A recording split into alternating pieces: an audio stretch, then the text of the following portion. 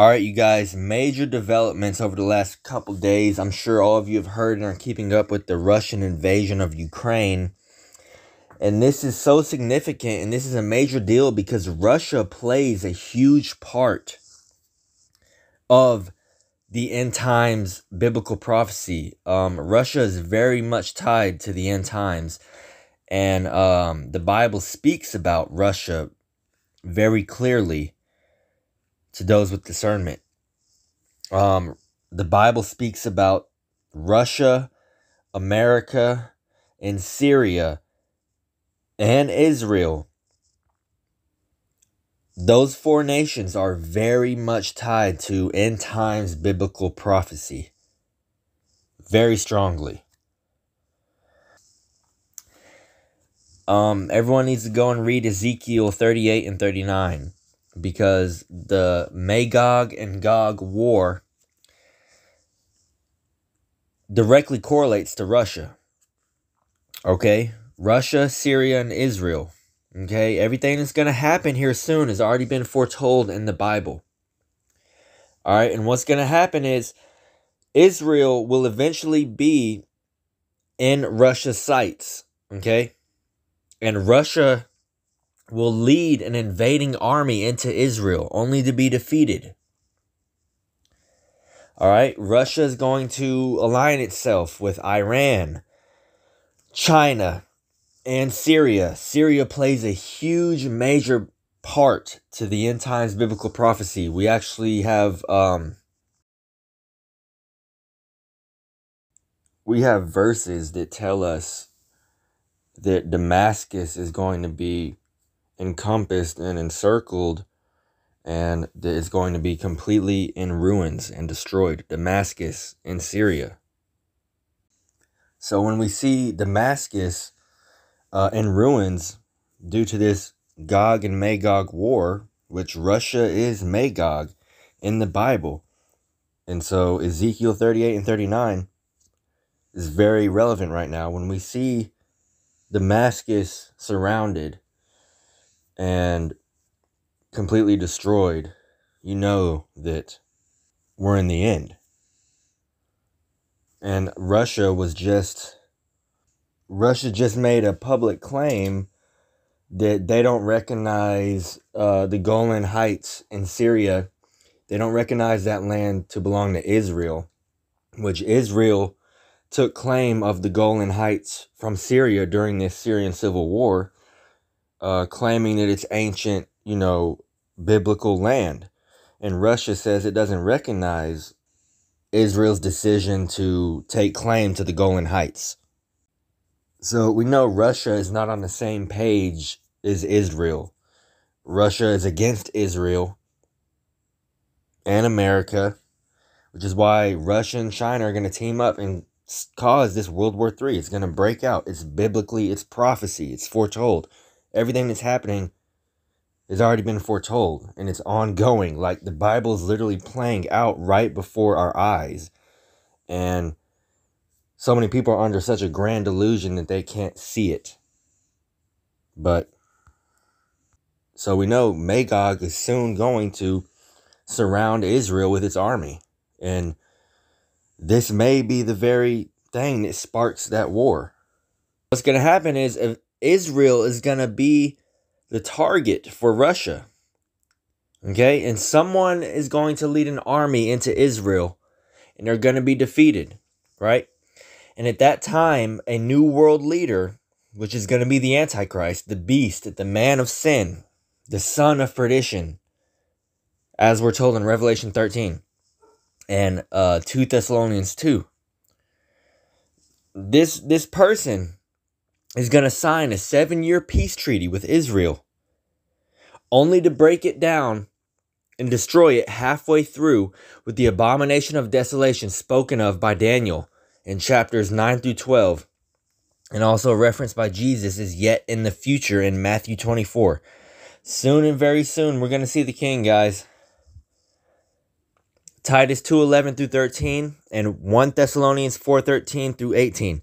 The church will be gone. The earth is preparing for war, but heaven is preparing for a wedding. Okay? The bridegroom is coming to get his bride soon. All right? It's time for the bride to make herself ready so that she can be presented without spot or wrinkles. Ephesians 5. Those that have this hope purifies themselves. 1 John 3, 1 through 3. Right? What's happening now ties very strongly into biblical prophecy. Okay? Russia, Iran, Syria, and China are all going to align themselves and come against America and lead an army into Israel very soon. And everything that's happening now, the Bible is basically unfolding right before our eyes, guys. Just want to come on there with that. This is Gog and Magog right here. Everything on this channel, if you go back and look at the very first videos I made, one of the very first ones I made was, it's called World War III has been planned. You either get it or you don't. Right? Here's that video. And if you go back on this channel and look at the first, 10, 20, 30 videos I uploaded, it's basically prophecy being broken down, describing these very things. Russia and China are going to align themselves. They're going to ally against America and NATO. And it's going to be World War III. An EMP is going to go off and knock all the power out. 3 days of darkness, at least.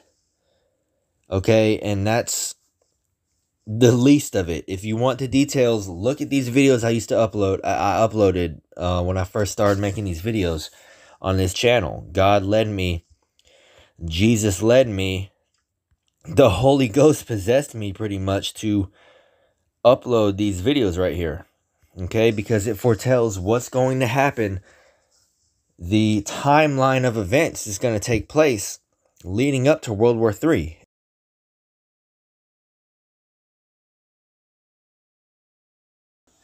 And guys, the last thing I want to finish off with is that if we look at that eclipse that went over America in 2017, it made a diagonal line going right across America. Okay, now in 2024, we're due for another eclipse to go right across America in the exact opposite diagonal way, to where when you line those two eclipses up, it forms a perfect X over America. Okay, and I believe that right after that eclipse and that X forms over America, that will be the starting point of the tribulation, honestly, because we know that God uses signs in the stars and in the heavens as signs for us down here. Before people had clocks and stuff, the sky and the stars are basically one huge time clock that people used to discern events and certain things. Like when Jesus was born, it was an amazing, miraculous lineup of stars in the skies, and it was such an amazing event in the night sky that people knew that the Messiah was being born, or that something huge was happening, and people flocked to Jerusalem and Israel because of it. So we know that God uses signs in the heavens, like eclipses with the stars. So honestly think that when this next eclipse goes over America and forms that perfect X, we've had quite a few years of grace and of people waking up and learning since 2017. Like 2017 was the start. And the reason why I think this eclipse is going to be the 2024, the start of it, is because from 2017 to 2024 is exactly 7 years. So if that's just not another sign from God, I don't know what is. And we know that Babylon is America in the Bible. And in Revelation, it speaks very much about the destruction of Babylon and the Antichrist. So I'm probably going to upload another video soon, shortly, going into Ezekiel 38 and 39 and expanding on the Gog Magog war and how Russia is Magog in the Bible. I'm probably going to do a more in-depth video on that soon. If y'all want to see that, if y'all want to go into like a study with that, let me know. But other than that, yeah, guys, just more end time signs. It's very strange, everything that we see happening, and a lot of it doesn't make sense and is confusing, and I think that there's a lot of propaganda going on right now. It's hard to tell what's real and what's fake. You gotta use discernment, because they have technology to completely fake a whole war if they wanted to, and they could pull it off because of how engulfed people are in the media. Okay? Only people over there truly know the full story, and there's so much just information and disinformation going out right now that you just got to have discernment in these times, okay? Because things are going to get a lot crazier and faker, okay? We know how far and deep they go with faking things, like, where we've been, like to the moon or up in space. We know NASA, what that means in Hebrew. It means to deceive, okay? We know how technologically advanced they are with faking what they do with their billions of dollars of money they get every year. They could very easily fake anything and everything you see through the media and make it completely convincing, with deep fake technology. Project Bluebeam, look that up if you're not familiar with it, which that is going to be their final card, as they call it, the final big major event to get everyone in the world under the rule of the Antichrist. They're going to use the Project Bluebeam technology. They can frame anyone and cause any narrative to go the way they want it to, because people will believe it. They think everything is real. But I'm going to leave it at that, guys. I hope you're all doing well and are staying in the Word of God and praying lately, because now is not a time to be casual. Things are getting very serious, and casual Christians will be casualties in these end times. So we are definitely in the end, guys. So here's some more clips I want you guys to check out and give me your opinion of in the comments below. Thank you all. God bless you. In Jesus' name. Despite what you might be thinking, these two circles are not equal. I repeat, these two circles are not equal. One is in fact larger than the other. What I need you to do is determine which one that is. So, please raise your hand if you believe the blue circle is larger than the red. All right. Please raise your hand if you believe the red circle is larger than the blue. All right, very good. Now, before I said anything about these two circles, what was your first instinct? Equal, right? Because they look equal. And the reason why they look equal is because, in fact, they are equal. These two circles are identical. Yet I got just about every one of you to raise your hand and say that they're not. So what do we learn? That you can be manipulated like that to believe in something that goes against your natural instincts.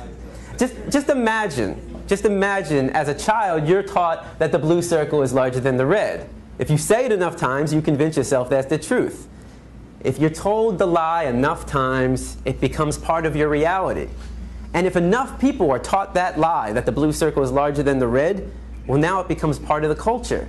And if that culture then passes that misinformation along to the next generation, well, now it becomes tradition. And what we have to remember is that just because we have a tradition doesn't mean it's morally acceptable. Tradition and morality are not always the same. Whoever looked away from Earth into the black void. Because you can see the stars. Oh yeah. We were never able to see stars from the lunar surface or on the daylight side of the moon. It's not a black void. I mean, it's black, but there's all kinds of little polka dots. Space is fake AF. Mashed potatoes. Space is fake AF. There's more than stars. You can see planets. You can see moons. You see the gas. sky's not the limit.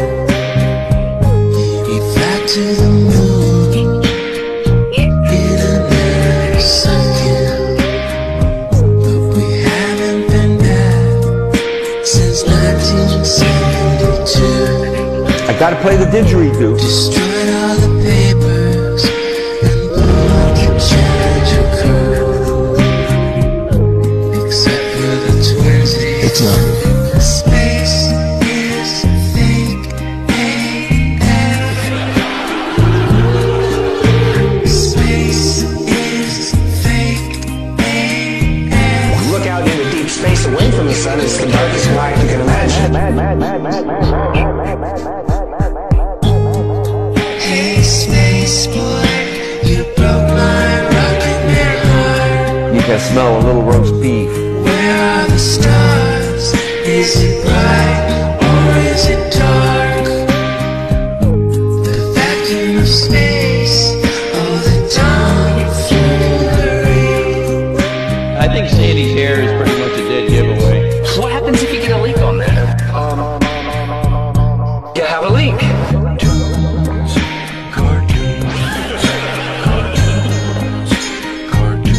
Deep Gog Magog.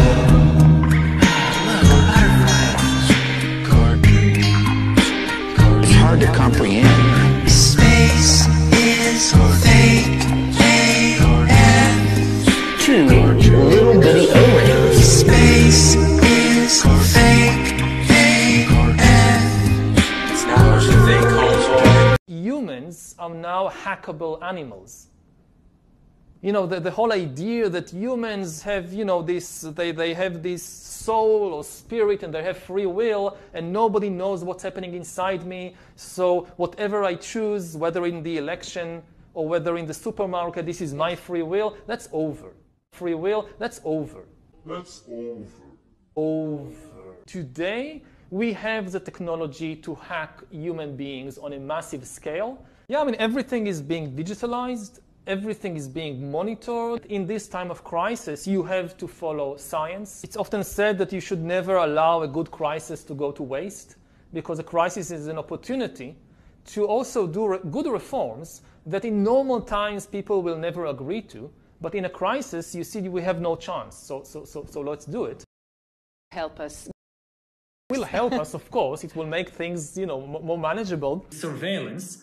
People could look back in 100 years and identify the coronavirus epidemic as the moment when a new regime of surveillance took over, especially surveillance under the skin, which I think is maybe the most important development of the 21st century, is this ability to hack human beings, to go under the skin, collect biometric data, analyze it, and understand people better than they understand themselves. This, I believe, is maybe the most important event of the 21st century. By hacking organisms, elites may gain the power to re-engineer the future of life itself. Because once you can hack something, you can usually also engineer it.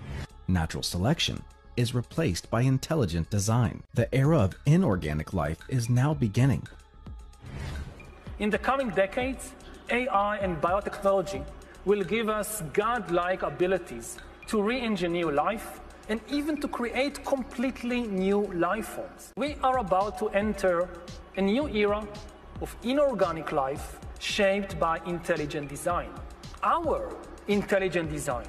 What has gone from the drawing board to the reality is this: the use of neural interfacing and physiological interfacing through the idea of remote-controlled small-scale systems to create a nanoswarm of biopenetrable materials that you cannot see, that can penetrate all but the most robust biochemical filters, that are able to integrate themselves through a variety of membranes, mucous membranes, and wherever, mouth, nose, ears, eyes, and they can be done in such a level that their presence is almost impossible to detect, and as such the attribution becomes exceedingly difficult to demonstrate.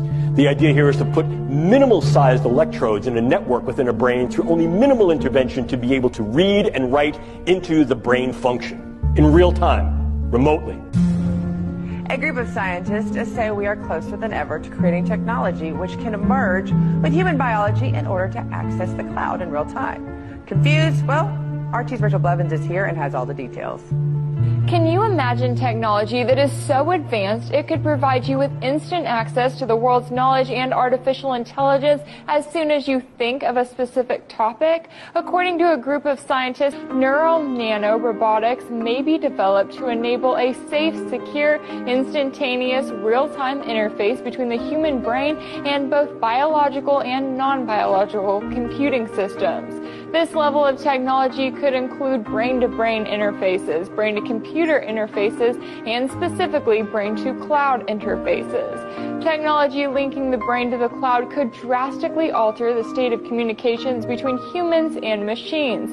So in order for this to become possible, the study noted that data transfer between living human brains and the cloud would likely require the use of supercomputers with artificial intelligence algorithms. While they say that there are supercomputers with processing speeds fast enough to handle the necessary volumes of data right now, they still have to create tiny devices that would be embedded deep in the brain. I can create small robotic units, controllable robotic units at the nanoscale, and that these too can be aerosolized. The idea here is to put minimal-sized electrodes in a network within a brain through only minimal intervention to be able to read and write into the brain function in real time, remotely.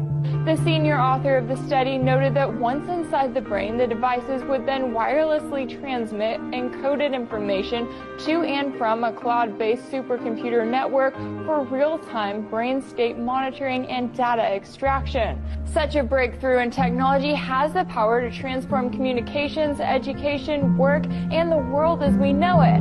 But with the requirement of tiny devices being inserted into your brain in order to access the cloud, it remains to be seen just how many people will be willing to participate.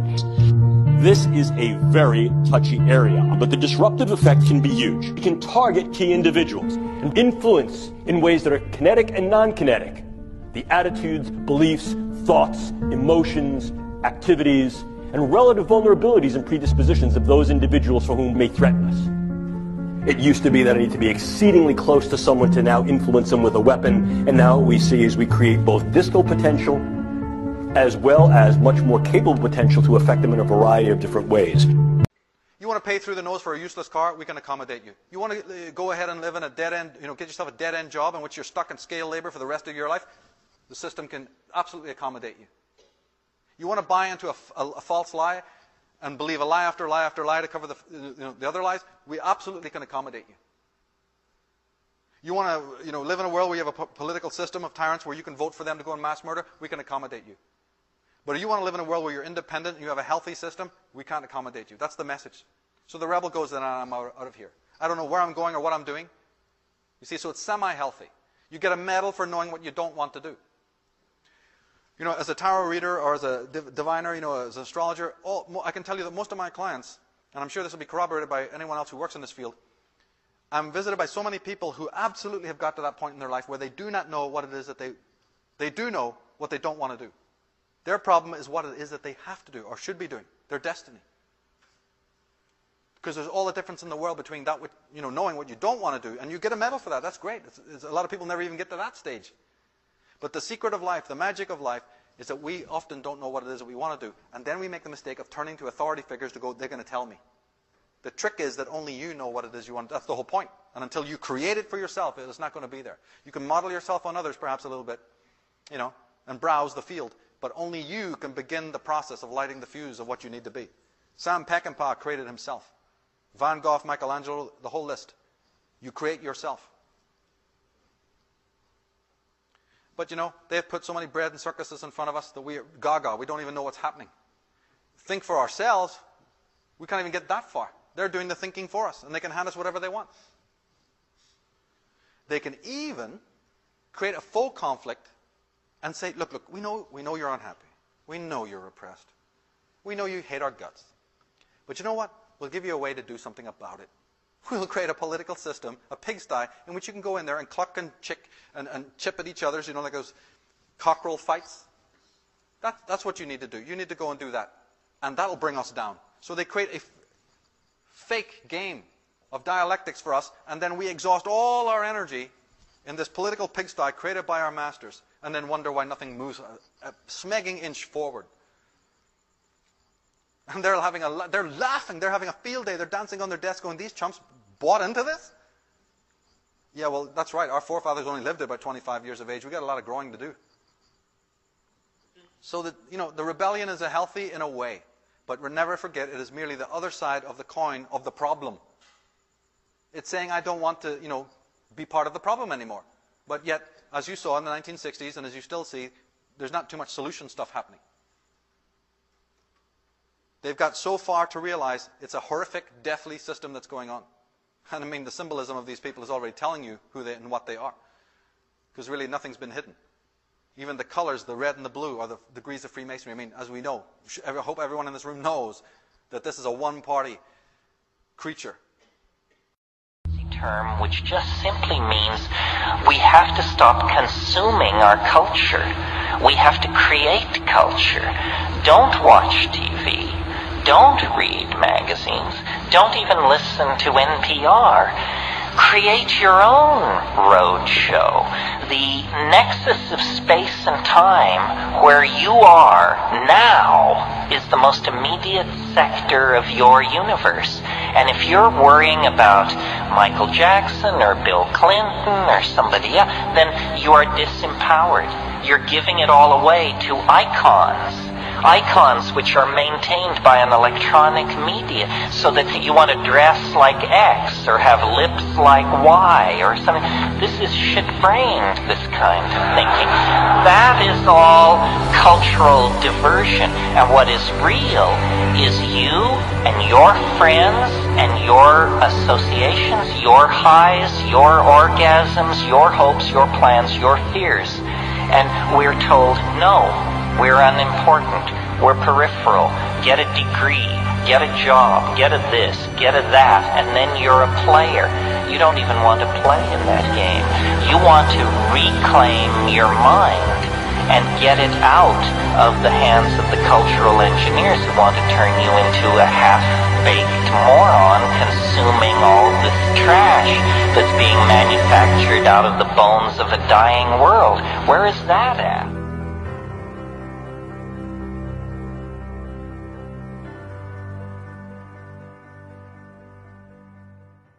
Space.